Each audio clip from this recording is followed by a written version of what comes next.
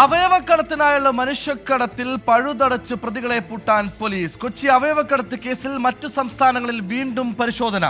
ഹൈദരാബാദ്, ചെന്നൈ, ഡൽഹി എന്നിവിടങ്ങളിലാണ് അന്വേഷണ സംഘം പരിശോധന നടത്തിയത്.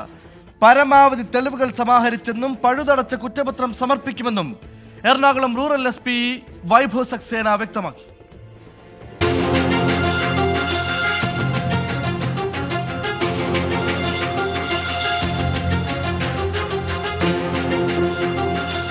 പിടിയിലായ പ്രതികളെ ചോദ്യം ചെയ്തതിൽ നിന്ന് ലഭിച്ച വിവരത്തിന്റെ അടിസ്ഥാനത്തിലായിരുന്നു ഇതര സംസ്ഥാനങ്ങളിൽ വീണ്ടും പരിശോധന.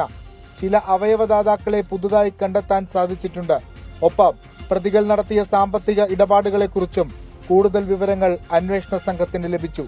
കേസിൽ ഇനി കൂടുതൽ അറസ്റ്റുണ്ടാകില്ല. ഇറാനിലുള്ള മധുവിനെ തിരികെ നാട്ടിലെത്തിക്കാൻ പോലീസിന്റെ ഭാഗത്തുള്ള എല്ലാ നടപടികളും പൂർത്തിയാക്കിയിട്ടുണ്ട്. CBI ആണ് ബ്ലൂ കോർണർ നോട്ടീസ് പുറത്തിറക്കേണ്ടത്. മധുവിനെ ഉടൻ നാട്ടിലെത്തിക്കുമെന്നും അന്വേഷണ സംഘം വ്യക്തമാക്കി. കേസിലെ ഇരയായ പാലക്കാട് സ്വദേശി ഷമീറിന്റെ മൊഴി കുറ്റപത്രത്തിൽ നിർണായകമാകും. 2 മാസത്തിനുള്ളിൽ കുറ്റപത്രം സമർപ്പിക്കാനാകുമെന്ന പ്രതീക്ഷയിലാണ് അന്വേഷണ സംഘം. വിഷ്ണു സുരേഷ്, 24, കൊച്ചി.